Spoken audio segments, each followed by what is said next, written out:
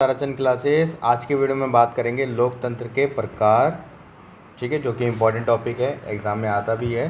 तो चलिए स्टार्ट करते हैं। वैसे लोकतंत्र के तो वैसे काफ़ी प्रकार हैं, लेकिन जितने हमारे बुक्स में दिए गए हैं हम उस हिसाब से पढ़ते हैं। पहला है प्रत्यक्ष लोकतंत्र, जिसमें जनता की सीधी भागीदारी होती है, ठीक है। इसमें जनता स्वयं शासन करती है और प्रतिनिधि के माध्यम से नहीं। हम जो चाहेंगे वो उस तरह का शासन स्थापित करेंगे।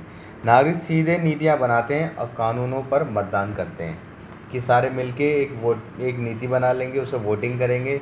जो नीति लागू हो गई यहाँ उसको सारे समाज के लोग क्या हो जाएगा, एक्सेप्ट कर लेंगे, ठीक है। जैसे पंचायत सरपंच वगैरह गांव में होता है। अब आता है मुख्य विशेषता है। इसमें सीधे जनता की भागीदारी है, जनमत संग्रह है, लोक विधेयक यानी कि अपनी नीति जो है समाज की, और जन अपील यानी कि अपना वोट करना। ये एग्जाम्पल है स्विट्ज़रलैंड में अभी प्रत्येक लोकतंत्र की कई प्रक्रिया सक्रिय है, जो भारत में ग्राम सभा, जैसे मैंने बताया ना, पंचायत वगैरह, क्या आज भी ये विशेषताएं यहाँ पे पाई जाती हैं। दूसरा है हमारा प्रतिनिधि। अब इसमें जनता वोट देती है और एक अपना लीडर चुनती है और उसके माध्यम से शासन होता है, ठीक है। इसमें जनता प्रतिनिधि को चुनती है जो उनके स्थान पर शासन करते हैं और उनके लिए नीतियाँ बनाते हैं। जैसे आजकल वोटिंग हम करते हैं, वोट करते हैं, अपना नेता चुनते हैं, वो सरकार बनाते हैं और हमारे देश के संचालन या राज्य के संचालन के लिए नीति पॉलिसी वगैरह बनाते हैं। चुनाव के माध्यम से सरकार का गठन, विधायक में जनप्रतिनिधि नीति निर्धारण करते हैं। कार्यपालिका और न्यायपालिका संविधान के अधीन रहता है। Example Bharat, America, Britain, France, इन सब के एग्जाम्पल हैं। लाभ हैं, बड़े देशों में ये प्रणाली व्यवहारिक है, जो कि चालू है। उत्तरदायी है, पुनः चयन की संभावना है। अगर गलत नेता चुन भी लिया है तो दोबारा भी उसे चुना जा सकता है, क्योंकि चुनाव का मतलब होता है दोबारा से चुनाव एक समय के बाद, ठीक है। अब ये अगला है हमारा संसदीय लोकतंत्र। इसमें कार्यपालिका सरकार और संसद के प्रति क्या होती है, उत्तरदायी होती है। कार्यपालिका कानून बनाएगी, विधायिका उसे लागू करवाएगी, ठीक है।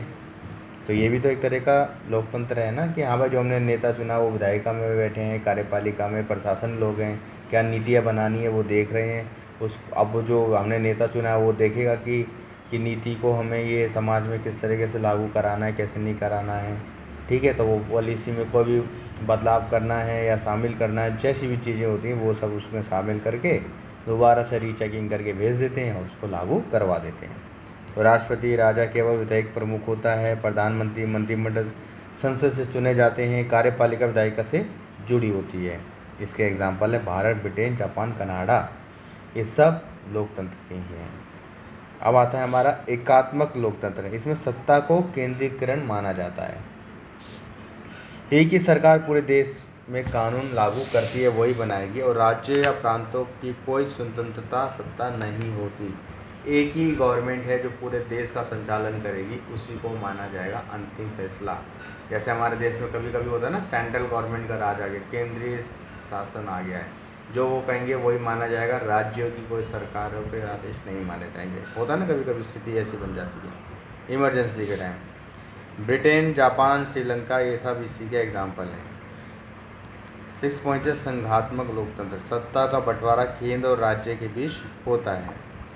मुख्य लक्षण संविधान द्वारा शक्ति विभाजन, द्वैध सरकार यानी दो सरकारें, केंद्र और राज्य, प्रत्येक के पास स्वतंत्रता का अधिकार होता है, लेकिन जब स्थिति बिगड़ती है तो सेंट्रल गवर्नमेंट का शासन स्थापित हो जाता है। संघात्मक तो आप सबको पता है कि जहाँ पे एक ही ज़मीन पर जब दो सरकारें अपने अपने शक्तियों के अकॉर्डिंग शासन करती है, उसे हम संघात्मक सरकार कहते हैं। और ये हम पढ़ेंगे भी जब सूचियाँ आती ना, शक्ति का विकेंद्रीकरण, जिसमें पढ़ाया जाता है कि राज्य के इतने अधिकार होते हैं, सेंट्रल गवर्नमेंट के इतने अधिकार होते हैं, ठीक है। अब आता है उदाहरण के लिए भारत, अमेरिका, ये सब इसी के एग्जाम्पल हैं। अब भारत में लोकतंत्र के स्वरूप कितने, संविधान आधारित है, प्रतिनिधि है, संसदीय, संघात्मक लोकतंत्र, इसके क्या है, मुख्य लक्षण हैं हमारे। तो ये सारी बातें इसके अंदर पता है। सार्वभौमिक व्यक्तिमताधिकार यानी कि वोट देने का अधिकार है हमारे देश में। धर्मनिरपेक्षता यानी कि धर्म के नाम पे कोई अलग नहीं है, कोई अलग राज्य नहीं है, सब एक साथ रह सकते हैं। मूल अधिकारों की गारंटी, यानी कि जो मौलिक अधिकार हैं वो सभी को दिए जाते हैं। न्यायपालिका की स्वतंत्रता है, तीनों अंग विधायिका, कार्यपालिका, न्यायपालिका पृथक हैं। भारत में लोकतंत्र को लोकसभा, राज्यसभा, विधानसभा, स्थानीय स्वशासन यानी कि पंचायत आदि माध्यम के द्वारा ये सब क्या होता है, देश का हमारा संचालन किया जाता है। यानी कि इन भारत में किस तरह का लोकतंत्र है, किस तरीके से काम करता है, वो इस चीज़ में बताया गया है।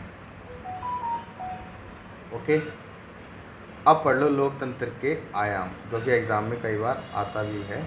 तो चलते हैं, इसको स्टार्ट करते हैं।